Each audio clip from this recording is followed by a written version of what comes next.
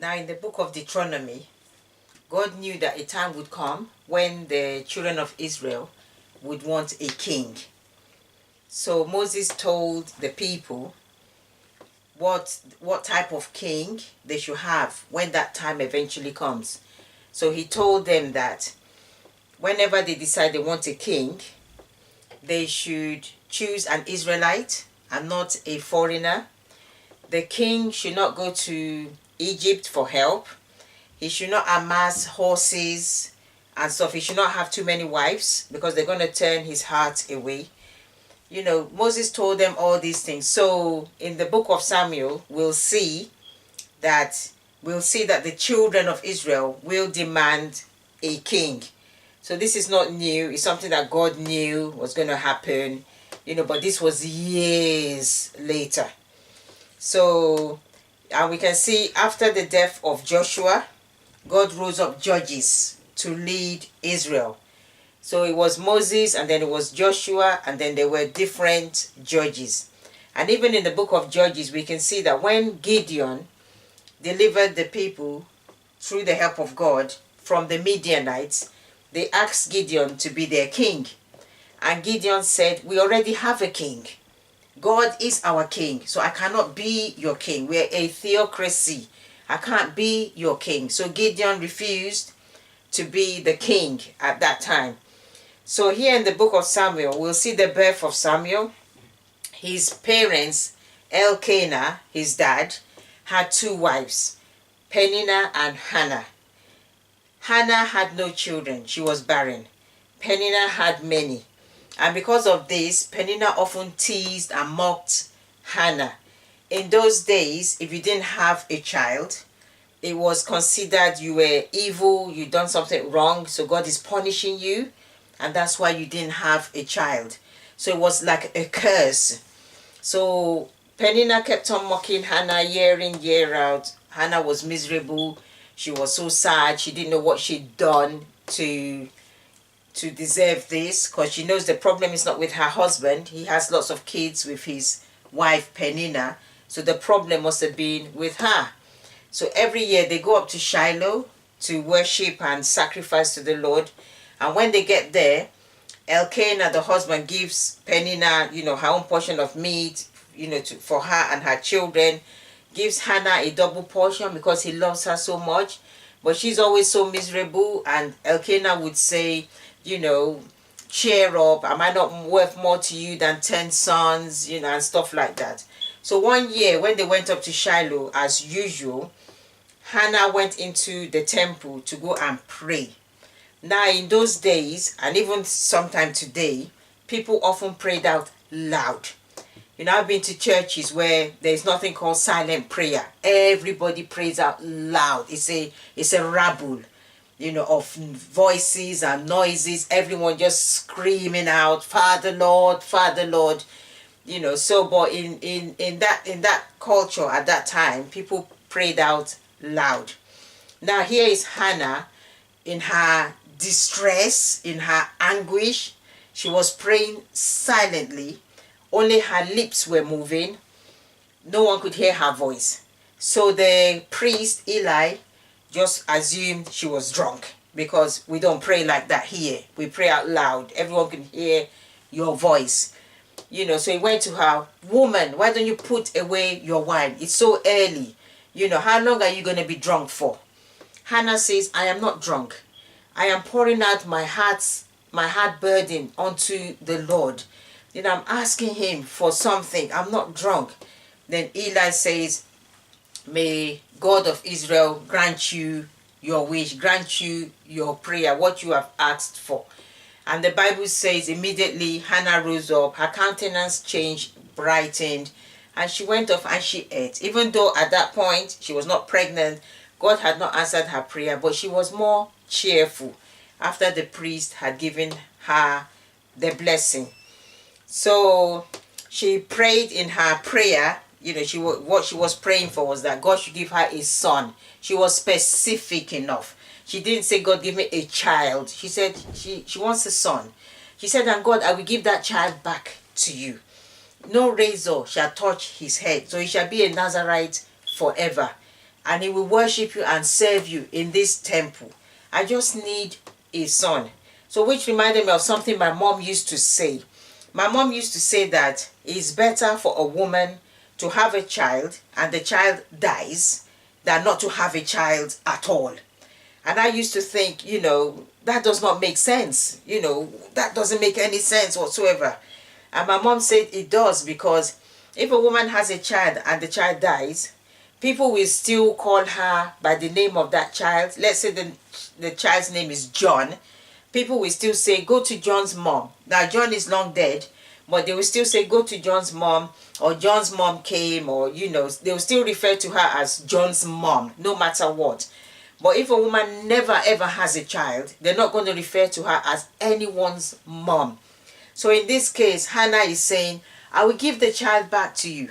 She just wants to be known as somebody's mom.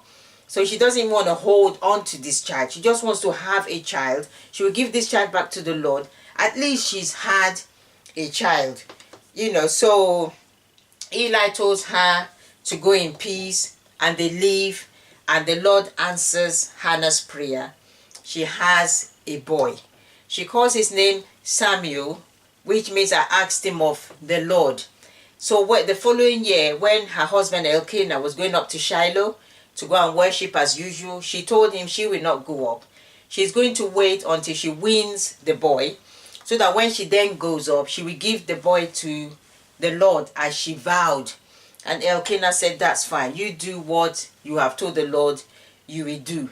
So Hannah wins the boy before she now went up her first journey back up to Shiloh and handed the boy over to Eli. Now, in those days, babies were probably between 3 and 5. So she's had this child a long time. She's finished weaning him. She's bonded with him.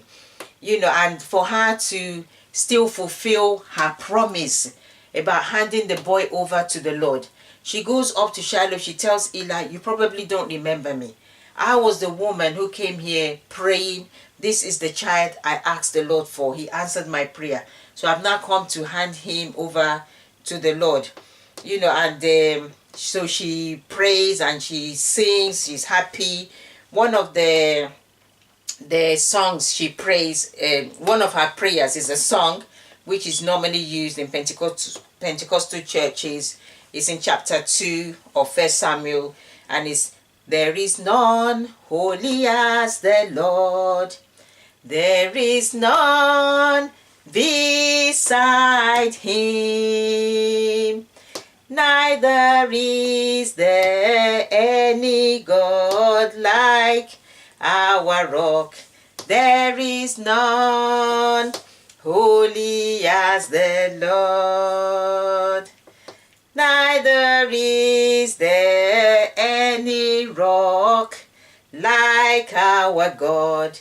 There is none holy as the Lord. And then she left Samuel and they went home. Now here I was just thinking, this boy is probably between 3 to 5. He must have been crying out, Mommy, Mommy, Daddy, don't leave me, don't leave me. Because he's not a baby, so he must know. Hannah's heart also must have been breaking that she's leaving this child behind, her only child. But she fulfilled her vow. She was faithful. I don't know if I could do it. A child 3 to 5 years old. And just say, bye, I'm leaving you now. And she only sees Samuel once a year. Just whenever they go up to Shiloh, just once a year. So she went home and she left Samuel in the care of Eli in the temple. Eli had 2 sons, Hophni and Phinehas, but they were also priests, but they were wicked, evil sons. They did whatever they liked. When the people brought their sacrifice, there's a sacrificial order. If you go through the book of Leviticus, I've taught it. I'll add the video at the end. It tells you the sacrificial order. When they bring the offering, they have to give it to the Lord first. After the Lord has taken his bit, then there is for the Levites and the priests, and they can all eat. But Eli's sons insisted that they want theirs first. They will say, no, you can't, we want ours first, then you can offer the remnant to the Lord. which was a complete disobedience to the sacrificial law. So you can see this, all of this in the book of Leviticus, which I've already taught. And they were also sleeping with women who came to the temple, forcing them. You know, what they were doing was just diabolical, and they are supposed to be priests. So, but still, Hannah left her son in the temple because that was the vow she made to the Lord. Every year when Hannah went up to Shiloh with her husband, she would make a little robe, a little linen robe, and give it to Samuel. And, you know, that was her gift for the lad. And so Eli prayed for Hannah and told God that as she has given this boy to God, God should bless her with more children. And God did. She went on to have 3 sons and 2 daughters. So the Lord did bless her. Now, Eli has heard all what his sons are doing. He told them that what they are doing is wrong. If you offend a man, you can get somebody to plead with the man. But if you offend God, who is going to plead for you? You know, you are offending God directly, but they do not listen. You know, God has hardened their heart because he wants to destroy them. So I think Eli has left it too late. They've been doing this for so many years, and he did not take any action. He's left it. They've now become tough as nails. They didn't care. And God just thought, okay, it's time for them now to be punished. And there was a prophecy, a man of God, he went to Eli and also told him that this is what the Lord has done. Remember, God chose Aaron, that they were going to be, his line forever will be priest. But because of what Eli and his sons are doing, there will not be any old man, any old person in that family line. That means they're all going to die young. You know, and if whoever doesn't die young, they're going to be blind and they will beg for bread. You know, it's a real curse on that family line. And I believe Jeremiah, prophet Jeremiah, came from that family line also, which is why God quickly called him, you know, when he was very young, to use him very, very quickly.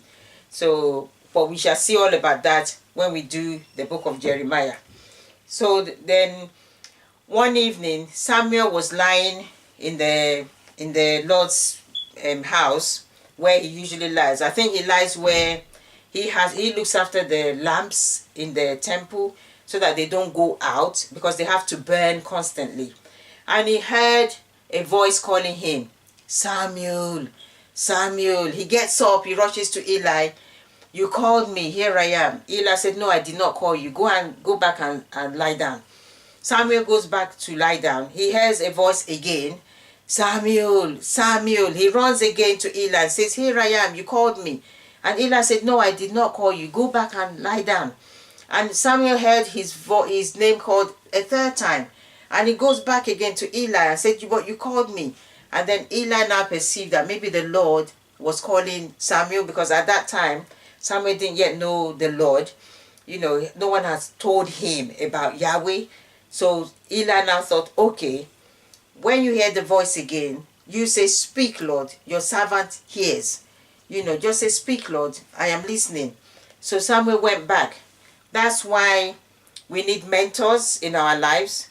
So even though God has chosen him, he didn't yet recognize that it was God. It took Eli to point it out to him. So he didn't know. It's like with me, I did not know that I had the teaching gift. It took a man of God to tell me that, Sister Tina, you have the gift of teaching. And I was like, nah, that's impossible. Nah. And he said, well, yes, you do. Yes, you do. And, you know, he put me forward in church. And that was how it took off. If he hadn't pointed it out to me, I would never have known. And I would not be doing this today. Because if at that time they had made an announcement in church and said, we're looking for teachers. So if you've got the gift of teaching, raise your hand. No way. There is absolutely no way I would have raised my hand. Absolutely no way. So he had to take him to point it out to me. So he had to take Eli to point it out to Samuel that it was the Lord. So when God called him again, he answered. And when he answered, then God now told him about what he's going to do to the house of Eli, how he's going to destroy that family because of what they're doing and stuff. He told him so many things. And in the morning, Samuel was scared to tell Eli what God had said. And Eli called him and said, you have to tell me everything. don't hide anything from me. If not, the Lord will do so to you or and more. So Samuel now told Eli everything. And Eli said, he is God, let him do what is good to him.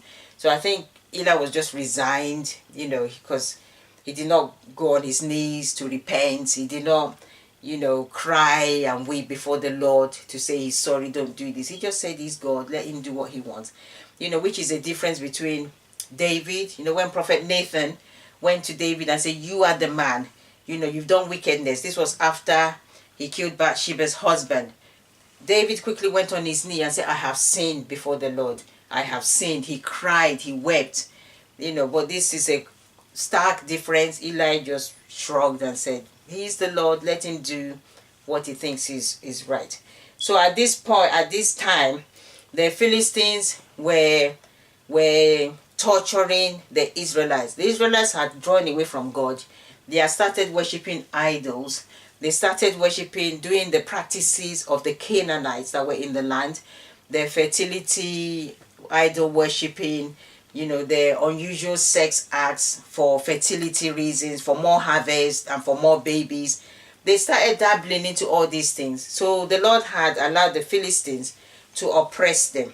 So there was a battle between the Israelites and the Philistines. The Israelites were camped at Ebenezer, the Philistines at Apex, and this battle was fierce. The Philistines killed about 4,000 Israelites. So because the battle was fierce, the Israelites decided, okay, let's go and get the Ark of the Covenant. Let's get the Ark of the Covenant and bring it with us into battle.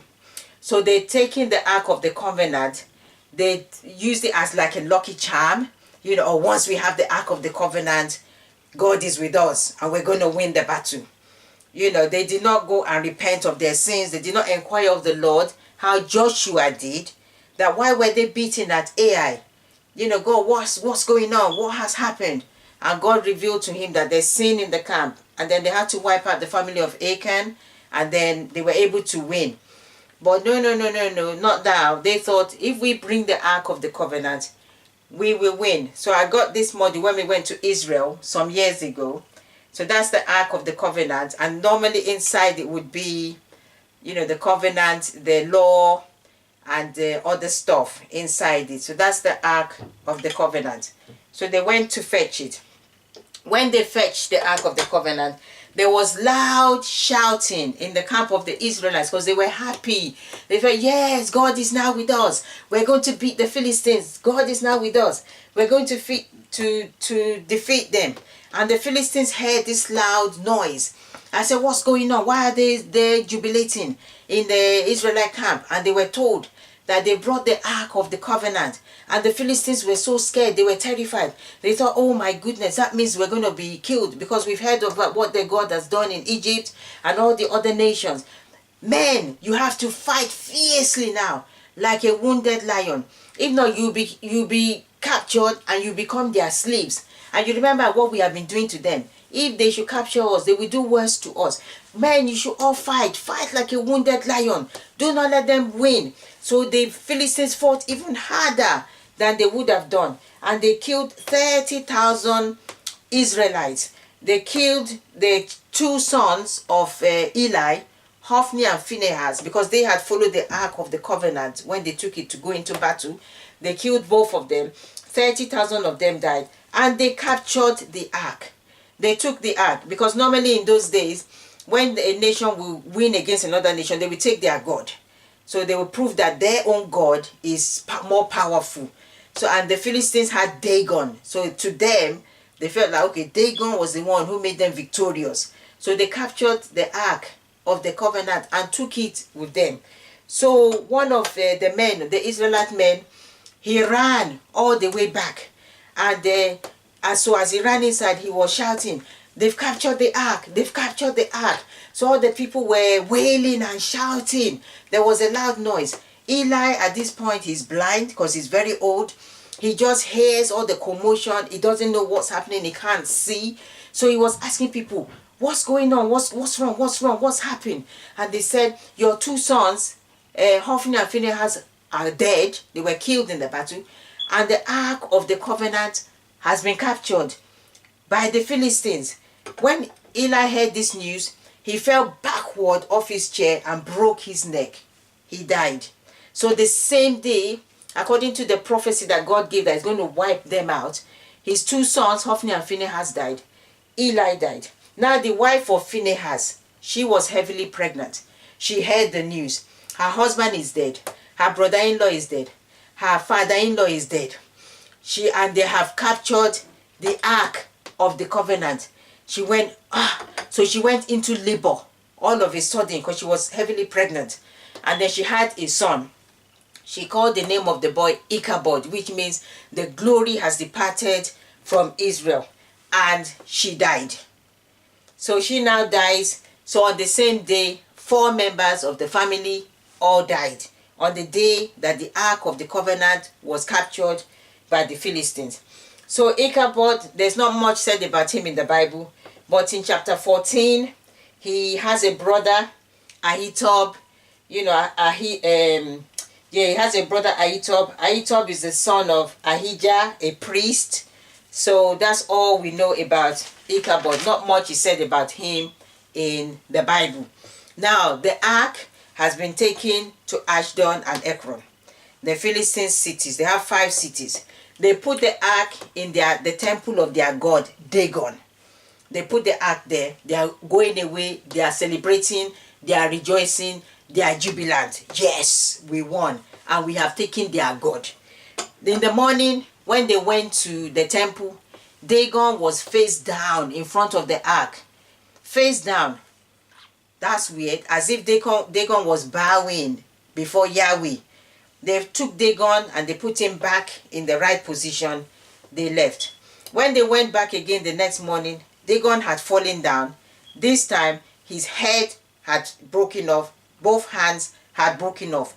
Only his trunk remained. And in those days, when a nation was captured some enemies, especially like Rome, they will cut off the head and the hands of their enemies. So they most often did that. That's to show you that they are more powerful and they were successful and they were victorious in that battle. So God now cut off the head of Dagon and his 2 hands to show you that God is much, much powerful than Dagon. So as long as this ark was in the territory of the Philistines, God plagued the Philistines. There was a lot of plagues, tumors, boils, affliction started happening on all the people in the Philistines. They all cried out. So they will move the ark and take it to another city, still within the Philistine territory. The plague will go to that place and it will afflict the people there. The people there will cry and say, take this ark, take it away from here. They will take it. When they were taking the ark to Ekron, when the people of Ekron saw the ark coming, they started crying, don't bring that ark here. Don't bring it here. You want to come and afflict us and our children. We have heard all what is happening to you. Don't bring the ark here. So the Philistines now said, what are we going to do with the ark of the covenant? What should we do? So their magicians and sorcerers said, the only thing you can do is return it to Israel. Return it before we all die. Don't harden your heart. This is what they did in Egypt. They hardened their heart. When they hardened it, at the end, did they not release the Israelites to go? They were saying, we will not let them go, we will not let them go. God almost destroyed the whole nation. In the end, they said the Israelites should go. Don't harden your heart. The longer you keep the Ark of the Covenant here, we are all going to be afflicted. We are all going to be wiped out. And in the end, you will still send it back. So send it back now. So they took 2 cows that just had babies. They made a cart. They put the Ark of the Covenant on the cart. They put some sacrifice, some 5 gold tumors and 5 gold mice. They added that they don't want to send it back empty. They put it on the cart. They said, okay, if the cows go straight to where the Israelites are, then that means it was God, the Israelite God, who afflicted us. If it goes straight to Beth Shemesh, if it goes somewhere else, then it's all a coincidence. It's not Yahweh who afflicted us. So they put the Ark of the Covenant on the cart and let the cows go.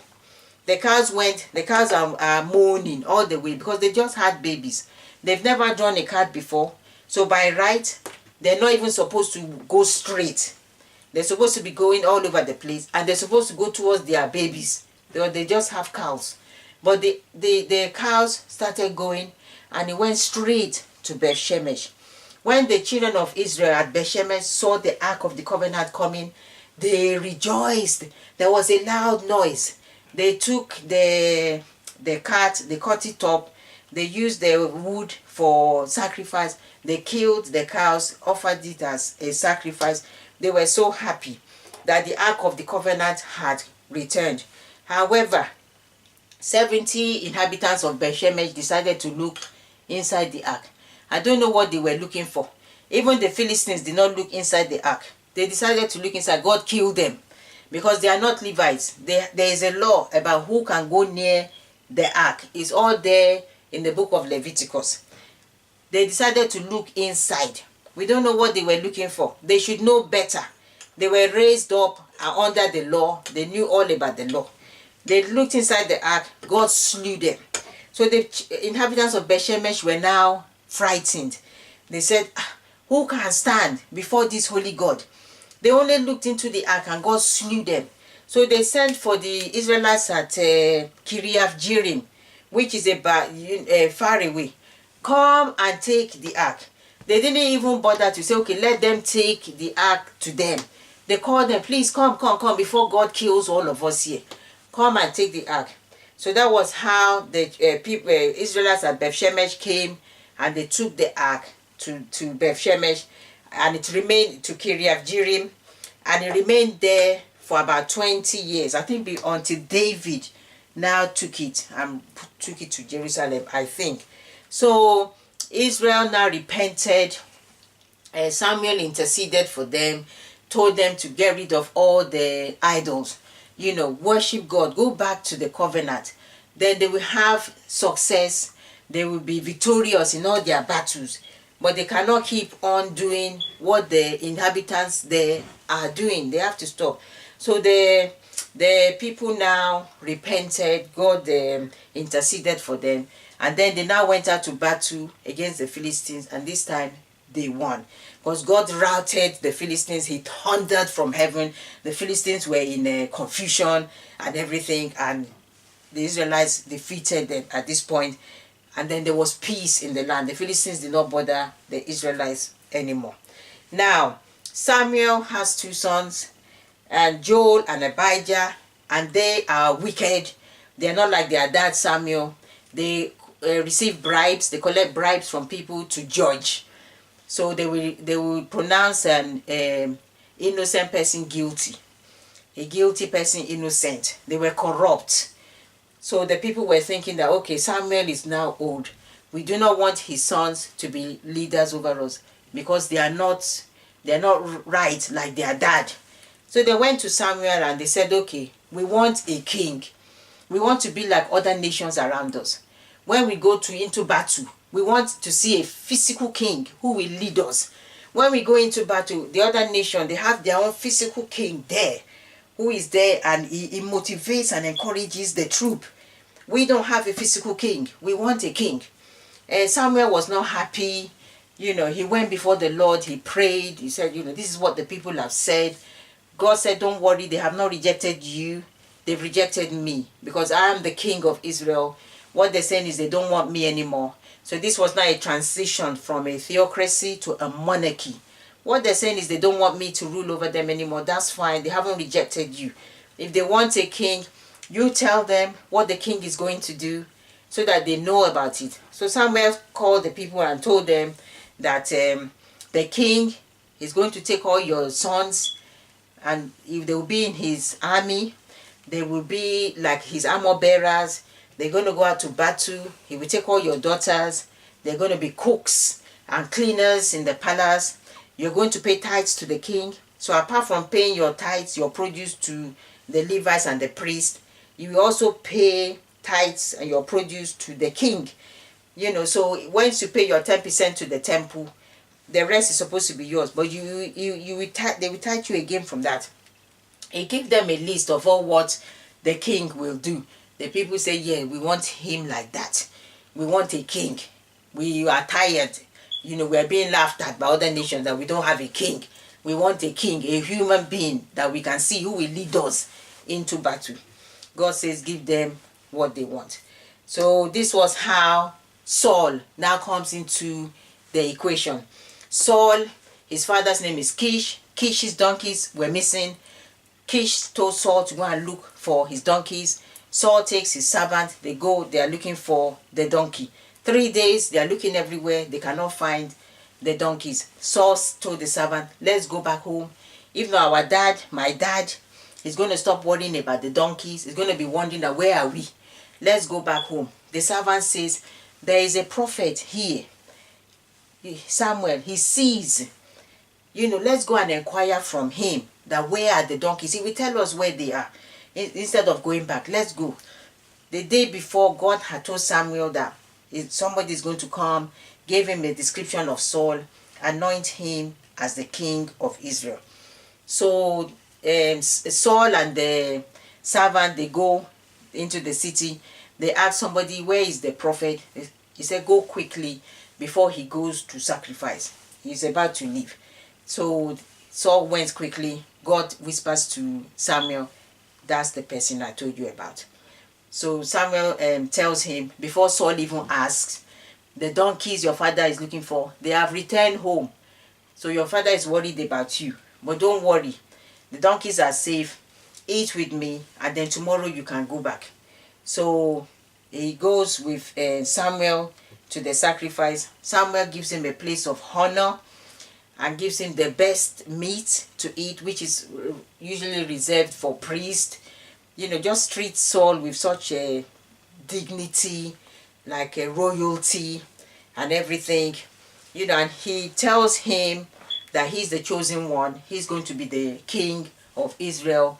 Saul, he was like, what are you talking about? Isn't my clan the least?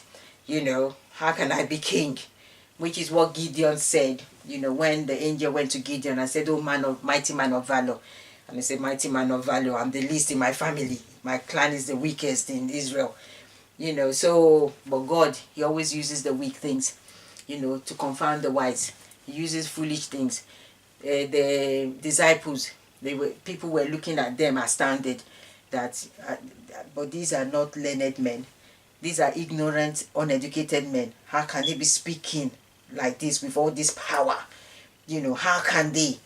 But that's what God does. He will leave you with all your degree, all your English, and he will use somebody of low, so that people will know that yes, it was God who called this one, not the degree, not the education, not nothing. So that was what God did. Samuel anointed Saul, you know, and he now gave him signs just in case he's dubious about it. He doesn't believe that when he leaves here, you know, he's going to meet some men, some going to give him bread, he's going to join the prophets and stuff, and all what Samuel said will happen, it happened. You know, and when Saul was going, he saw a band of prophets, they were prophesying. Saul joined them, and he also started prophesying, so much so that people were saying, has Saul now joined the prophets? And you know, they became a saying in Israel, and who is their father? You know, and then so he goes home, and he tells his dad everything, but does not tell him about the kingship bit. He just said they met the prophet, and he told them that the donkeys were safe, and he does not tell him that he's been chosen as king. And then later, Samuel calls all the people together and says, you've asked for a king, I'm going to give you your king. So he starts calling them, you know, tribe by tribe, clan by clan, by family, and Saul was picked by the Lord in the presence of all the people. So they all looked, the people were happy. They all looked around now, waiting for Saul. Because say, Saul, come forward. And everybody was looking around, where is Saul? Where is Saul? Then somebody said he's hiding.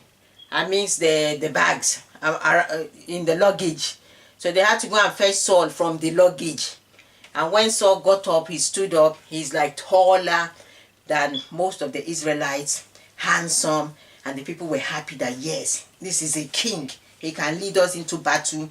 He's a head taller than the rest of us. When we go out to battle and our enemies see our king, they will know that, yes. So the people were happy, but not everybody. Some scoundrels kind of mocked him and said, how can he be king? You know, who does he think he is? So he became the king of Israel. And then just shortly after that, the Israelites living in Jabesh Gilead sent a message. The Ammonites went to Jabesh Gilead and said that all of them should be subject to them. And or Jabesh Gilead said the Ammonites should make peace or whatever with them. And the Ammonites said, we're going to gouge out your right eye. Every single one of you. We will gouge out your right eye. So Jabesh Gilead men told the Ammonites that, okay, we will ask for help. If nobody comes to help us, then you can take out our eye. And you know, the thing is, those days, when they went to war, they will hold the shield in the left hand, you know, and so it's partly covering their left eye. And they have their sword, their weapon in the right hand. So the shield is here, the weapon is here to fight, you know. So if they gouge out their right eye, they will be useless for battle. They won't be able to fight. The left eye is already partially blinded by the shield, you know, and the heart on the left to protect it. And the right eye is gouged out. They will be totally useless for battle. They will be of no use. So they sent message to Saul and said, please come and help us. This is the contempt that the Ammonites are showing. They said they want to gouge out our right eye. Please come and help. And the Spirit of the Lord came upon Saul, and he got that holy anger. He was furious. That what sort of indignation is this? How dare they give them such this thing? How can that be a condition? That is just out of it. So he took 2 oxen.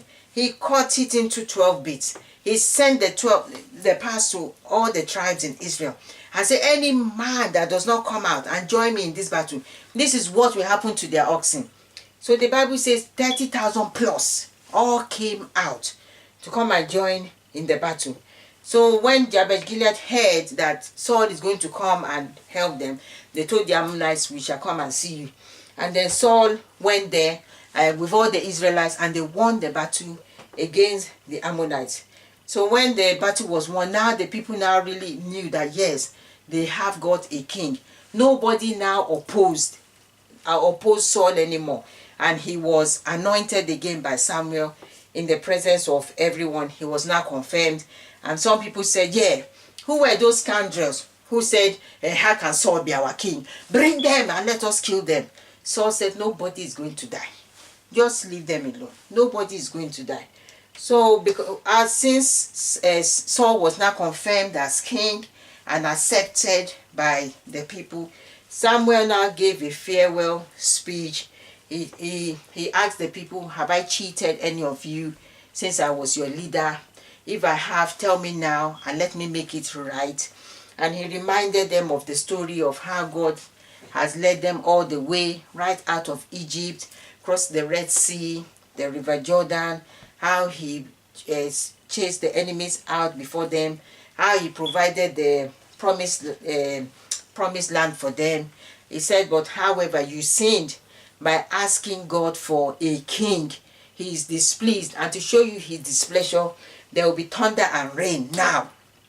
And this time was between May and June, dry season, during the harvest, and it thundered and rained immediately, and the people were terrified. Oh my God, God is going to kill all of us. What have we done? And God, Samuel said, no, don't worry, God will not kill you. You know, so even their harvest probably got ruined because of it's not supposed to rain at that time of the year. So if they hadn't packed in their harvest into the store, into the barn, it would have ruined. You know, so here I was wondering that when Samuel was telling them that they offended by asking for a king, so God is going to destroy them. You know, was Saul standing there at that time and heard this, so would he be thinking, oh, charming, I'm standing here, I've been anointed king, but God is still cross? I don't know, because it also reminded me of Ruth and Naomi. When Naomi went back after her husband and sons died in Moab, when she went back to Bethlehem, Judah, and Ruth went with her, she told the people that I came back empty, I came back empty. So I was thinking then that, so was Ruth now thinking, oh, charming, I'm standing right here beside you, and you're saying you came back empty, so what about me then? So I don't know whether Saul was there. And Samuel now prayed for the people. The people begged him, please pray for us. He said, it will be a sin for me not to pray for you. He prayed for them. He said they'll be fine, provided they worship the Lord and left all these idols alone. They will be fine. So there was a battle with the Philistines again. Jonathan, Saul's son, started it. There was peace, but he's a teenager or he's a young man. He started the war, and so the Philistines also got up, and so the Israelites, Saul had to muster up the Israelites to go and fight with the Philistines. The Philistines were uncountable. They were like so many. The Israelites are few and they don't have weapons. So the men were discouraged, they were fearful. Some of them started running away, some ran to the hills, some took to the mountains, and Samuel had told Saul he will be there in 7 days to come and offer sacrifice, at Gilgal. And Saul was now panicking because his men were deserting him in droves, because they were afraid that the Philistines are going to come and kill all of them. So he decided now to offer the sacrifice, which he's not supposed to do. This is the job, the task. We see all of this in the book of Leviticus, of the priest. And Saul is not a priest. He's not of the tribe of Levi. So I don't know, maybe because he prophesied with the prophets, he now thought, okay, I can do this because I prophesied with the prophets. I don't know. Immediately he finished offering the sacrifice, Samuel arrived. Samuel said, what is this that you have done? You are not supposed to offer sacrifice, So, and the Saul kept on saying, yeah, but the men were going and you were late to come. That's why I offered it, and Samuel said, you shouldn't have done that. Because of this disobedience now, the kingship will be taken away from you and will be given to somebody else. You shouldn't have done this. If you hadn't done this, your kingship would have been established forever. But for this, you are not going to reign for long. So, and then, so after this, there was also another king of the Jonathan again. He called his armor bearer and said that they should go up to the Philistines' camp. He said, come, just two of us. God is with us, So it seemed like Jonathan he believed more in God than his dad did. He said, God is with us, let us go. When we go, if they say, come up, we know it's a sign, But if they say, we're coming down, then we know we should leave. So Jonathan and the armor bearer, they went up. Some Philistines men saw them and said, they are crawling out of their hole. These Israelites, you come up. So Jonathan told his armor bearer that God has given the Philistines into their hands. They went up and they were able, just two of them, to kill 20 Philistines. And in the panic, the Philistines started killing each other because they thought that the Israelites were so many. They started killing each other. So when Saul heard this, so he mustered up the other Israelites, so they were able to go. But Saul had also made a rash vow, a rash comment that nobody should eat, everybody should fast. Whoever eats is going to be killed. Now the men are fighting the battle, they are tired, they are starving, but he said nobody should eat. So, but Jonathan had not heard this oath, he had not heard this order, and so he ate some honey, and immediately his spirit was revived, his energy came back, and he told the men who were like dying of hunger, they couldn't fight, their swords were like this, eat some honey. They said, we can't, your dad made the order that if anybody eats anything today, it's going to kill us. Jonathan said, but what kind of order is that? You're all dying of hunger. So even it got so much that eventually the men started, when they killed the animals, they started eating the meat with the blood. You know, so Saul had to tell them to stop. They stopped. You know, the life of the flesh is in the blood. It's one of the rules, commands that God gave them, that they must not eat. Even God told it right from Noah, when they came out of the ark, that they must never eat the blood with the meat, because the life of the flesh is in the blood. So it's one of the covenants, one of the laws. The men were breaking it because they were starving and they were going faint and everything. So anyway, also, you know, because Saul asked the Lord that should they still carry on pursuing the Philistines, and there was no answer. Saul said, okay, somebody has sinned because God has not answered. And he found out that Jonathan had eaten when he said nobody should eat, and he said Jonathan should die. But the people had to stand and oppose the king and say that no, you can't kill Jonathan. We won this battle because of Jonathan. So you want to kill him because he ate some honey? Oh, come on now. So Saul had to leave him. That's why you can't, when somebody is doing something wrong, no matter their position, you can't talk. You know, you can't open your mouth and say, you know, no, sorry, that is wrong. You know, you can't do that. This was the king. But people had to say, no, you can't kill Jonathan because he ate. It's like the ladies, when they went to Moses in Deuteronomy, I said, our father doesn't have any sons. So the land, that means we're not going to be able to inherit the land because we are girls.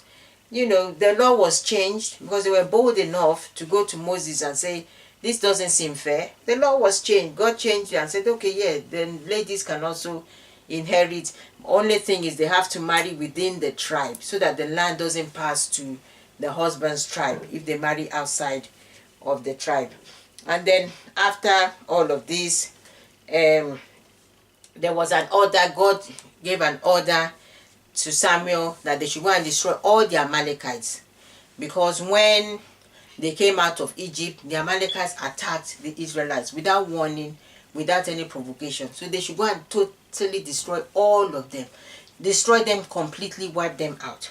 Samuel gives Saul this order: go and destroy the Amalekites, destroy all of them. So, Saul goes out with his men. He took Agag the king alive, and some choice fat cattle, fat sheep, fat cattle, fat lambs, kept them alive to use them as sacrifice. God now tells Samuel that he regrets making Saul king. He has disobeyed the order he gave him to destroy everything, all the Amalekites. He has kept some back. Samuel now goes to Saul. What is this you have done? Why have you not obeyed the order? Saul said, I obeyed. You know, everybody was there. I took the king alive and some choice animals for sacrifice. Samuel said, but obedience is better than sacrifice. The order was wipe them all out, not kill, not save anything alive. And if you, in the book of Esther, the Midrash says Haman came from the line of this king Agag. So there is a story, you know, the Midrash Jewish story, that when Saul kept Agag alive, he was able to have a concubine for that night and slept with her. She got pregnant, and Haman came from that line. And Haman, in the book of Esther, I've taught Esther, so you can watch the video, almost wiped out all the Israelites. So just this one disobedience from King Saul could have wiped out all the Israelites. So Samuel now killed Agag, you know, and told Saul, that's it, you are now rejected. Your kingship has now been given to your neighbor. God has chosen someone else. And you know, when Samuel wants to leave, because Saul grabs hold of his robe to pull him back, that don't leave, come and sacrifice with me, he tears Samuel's robe. Samuel says, that's it, it's final. Your kingship has definitely been taken away from you. And that was how we saw the rise and the fall of King Saul. So we're going to stop here. So in the next part, the second part of 1 Samuel, we'll see King David. So we're going to see also the rise and the fall of King David. So thank you for watching. God bless you. Subscribe to my channel. Bye.